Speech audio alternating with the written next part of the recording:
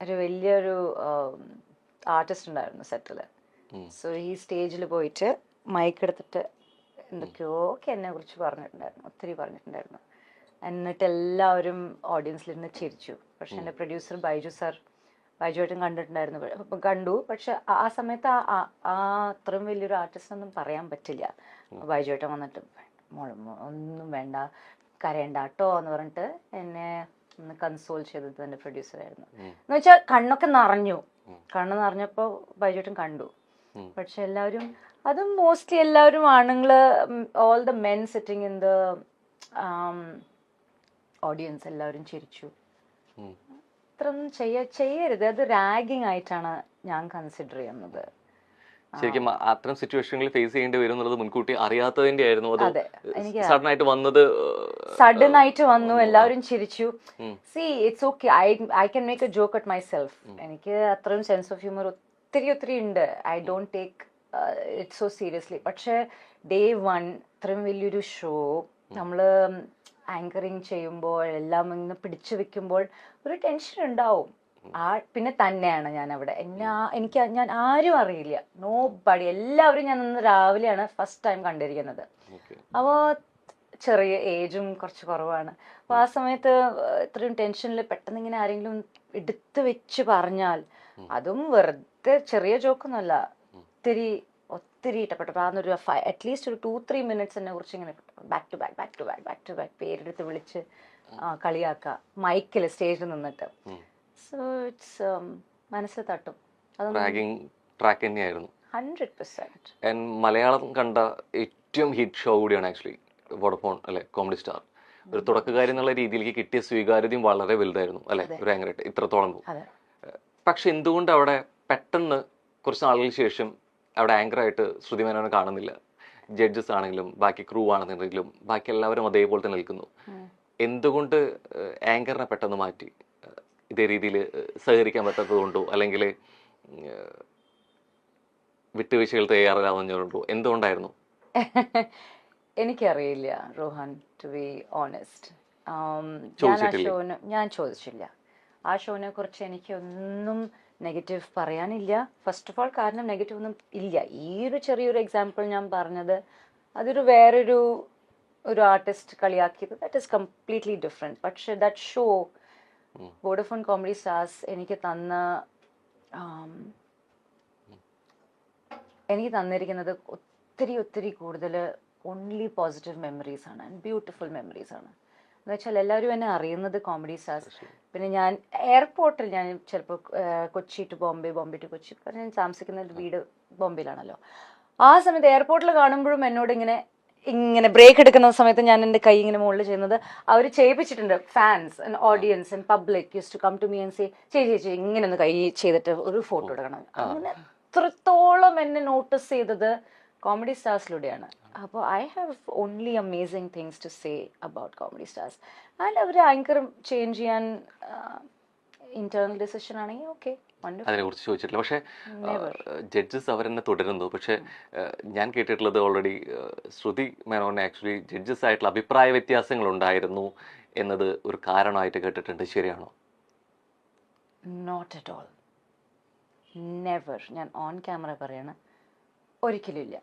ഇതാരെങ്കിലും rumours spread ചെയ്തതായിരിക്കും. കാരണം ജഗദീഷ് ഏട്ടൻ വാസ് ലൈക്ക്, എന്താ പറയുക, ജഗദീഷ് ഏട്ടനെ പെർഫോം ചെയ്യുമ്പോൾ, അവിടെ ജഗദീഷ് ഏട്ടൻ സംസാരിക്കുമ്പോൾ, അല്ലെങ്കിൽ ഗ്രീൻ റൂമിലിരുന്ന് മേക്കപ്പ് ചെയ്യുമ്പോൾ, പാടുമ്പോൾ, എന്ത് വേണമെങ്കിലും ചെയ്യുമ്പോൾ ഒരു പഠിക്കാൻ പറ്റുന്ന ഒരു ബുക്കാണ് ജഗദീഷ് ഏട്ടൻ. About life, about you get to learn so much from him. ഒരിക്കലും ഇല്ല. പ്രൊഡ്യൂസേഴ്സിൻ്റെ കൂടെ ഒരിക്കലും ഒന്നും ഉണ്ടായിരുന്നില്ല. ബൈജുവേട്ടൻ, ഇപ്പോഴും ബൈജുവേട്ടൻ ഞാനും ഇടയ്ക്കിടെ സംസാരിക്കും.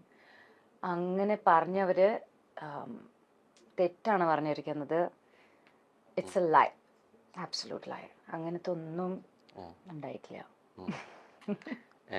തീർച്ചയായിട്ടും അന്ന് ഷോ ചെയ്തുകൊണ്ടിരിക്കുന്ന സമയത്ത് സ്വാഭാവികമായിട്ട് ഭയങ്കരമായിട്ടിരുന്ന അല്ലെ വ്യക്തിയായിരുന്നു കൂടിയായിരുന്നു. പിന്നീട് അങ്ങോട്ട് അല്ലെ ഷോയ്ക്ക് കണ്ടക്ട് ചെയ്ത് പിന്നീട് അവിടെ നിന്ന് കിട്ടിയ അവസരങ്ങൾ വളരെ വലുതായിരുന്നു. നമ്മൾ വോഡഫോൺ കോമഡി സ്റ്റാർ പിന്നെ കണ്ടത് അതിൻ്റെ അടുത്തൊരു സീസൺ ഏകദേശം 8 വർഷത്തോളമൊക്കെ നീണ്ട് ഇത്രത്തോളം ഹിറ്റായിരുന്നു.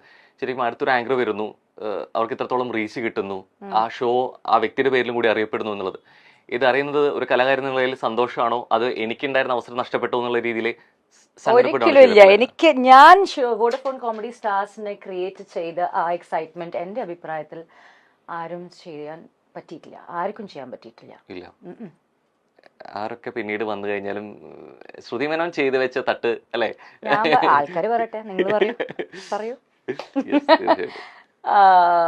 ആ ഡെഡിക്കേഷൻ, ആ ഒരു എനിക്ക് കിട്ടിയത് ഞാൻ തിരിച്ചു വോഡഫോൺ സ്റ്റാർസിന് കൊടുത്തിട്ടുണ്ട്, 100% കൊടുത്തിട്ടുണ്ട്. ആൻഡ് എൻ്റെ അഭിപ്രായത്തിൽ അത് ഞാൻ എന്താണ്, അതൊരു കോൺഫിഡൻസ് വെച്ചിട്ടാണ് ഞാൻ പറയുന്നത്. I'm not saying it because I'm not a bad human being. പക്ഷെ ഞാൻ കോൺഫിഡൻസിന്റെ കാരണമാണ് ഞാൻ പറയുന്നത്. ഞാൻ എൻ്റെ അഭിപ്രായത്തിൽ ഞാൻ ചെയ്തത്ര എത്തിയിട്ടില്ല. Also I M so surprised. ഇപ്പൊ രോഹൻ പറഞ്ഞിട്ടാണ് ഞാൻ കേട്ടിരിക്കുന്നത് ഈ റൂമേഴ്സ്, ജഡ്ജസിന്റെ കൂടെ അഭിപ്രായ വ്യത്യാസം.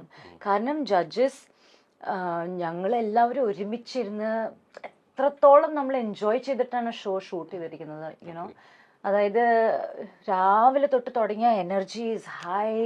എല്ലാവരും ഒരുമിച്ച് ചിരിക്കും, കളിക്കും, പാട്ട് പാടും. അങ്ങനെ ഒരിക്കലും ഒന്നും വന്നിട്ടില്ല. സോ എനിക്ക് തോന്നുന്നു ആ ഒരു കെമിസ്ട്രി ജഡ്ജസിന്റെ കൂടെ ആർക്കും കൊണ്ടുപോകാൻ പിന്നീട് പറ്റിയിട്ടില്ല. ഈ പലപ്പോഴും നമ്മൾ പോകുമ്പോൾ ഈ പോകെ കുറെ കഴിയുമ്പോഴായിരിക്കും പലരും നമ്മൾ തിരിച്ചറിയുന്നത്. അത്തരത്തിലിപ്പോൾ ഫിലിം ഇൻഡസ്ട്രി ആയിക്കോട്ടെ, വന്ന വഴിയിലെ കുറേയേറെ അനുഭവങ്ങൾ ഉണ്ടായിട്ടുണ്ട്. ഈ തിരിച്ചറിഞ്ഞത് ഇതായിരുന്നു എന്നുള്ളത് നമ്മൾ ചിലപ്പോൾ തിരിച്ചറിഞ്ഞ് കുറെ കഴിഞ്ഞിട്ടായിരിക്കും. അത്തരത്തിൽ നമ്മളിപ്പോൾ കാസ്റ്റിംഗ് കൗച്ചിനെ കുറിച്ചൊക്കെ പിന്നീട് കുറെ കേട്ടിട്ടുണ്ട്. പക്ഷെ ഇതായിരുന്നോ എന്നുള്ളത് പിന്നീട് നമ്മൾ അത് അങ്ങനത്തെ ഒരു അറ്റംപ്റ്റ് ആയിരുന്നോ, അങ്ങനെ ഒരു ട്രൈങ് ആയിരുന്നു എന്നുള്ളത് ഒരു പക്ഷെ കുറെ കഴിഞ്ഞ് തിരിച്ചറിയുന്നതായിരിക്കും. ശരി, ഇത്തരത്തിൽ എന്തെങ്കിലും ഓർത്തെടുക്കുന്ന സംഭവങ്ങളോ വിഷയങ്ങളോ ഉണ്ടായിട്ടുണ്ടോ ശരിക്കും അന്നേരം അറിയാതെ പിന്നീട്?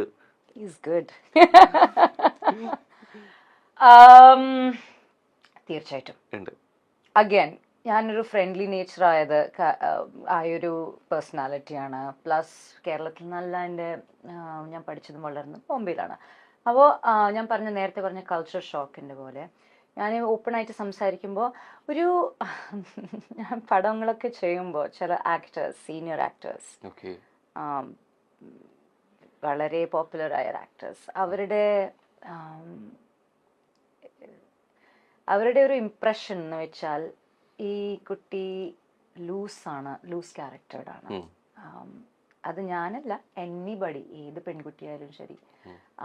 പിന്നെ പെൺകുട്ടികളെ ഒരു പ്രോപ്പർട്ടി, ഇത് നമ്മുടെ പ്രോപ്പർട്ടി ആണ്, എൻ്റെ പടമാണ്, അപ്പോൾ എൻ്റെ പ്രോപ്പർട്ടിയാണ്, ആ രീതിയിൽ ബിഹേവിയർ ഉണ്ടായിരുന്നു.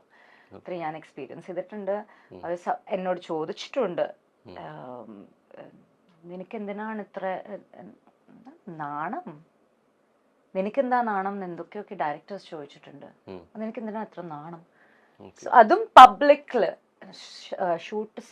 സെറ്റിൽ നിൽക്കുമ്പോൾ, ഷൂട്ട് ചെയ്യുന്ന സമയത്ത് ഓവർ ദ മൈക്ക് അങ്ങനത്തെ ഹറാസ്മെന്റ്, ചെറിയ ഹറാസ്മെന്റ്സ് ഞാൻ എക്സ്പീരിയൻസ് ചെയ്തിട്ടുണ്ട്. ചെറിയത് ഞാൻ പറയുന്നത് ചെറുതല്ല, പക്ഷെ ഐ സേ സ്മോൾ. കാരണം ഇപ്പോഴും ഇൻഡസ്ട്രിയിൽ നമ്മുടെ പെൺകുട്ടികൾ ചിലപ്പോൾ ഹറാസ്മെന്റ് ഇതിനേക്കാളും ഞാൻ എക്സ്പീരിയൻസ് ചെയ്തേക്കാളും വലിയ എക്സ്പീരിയൻസ് ഉണ്ടാവാൻ.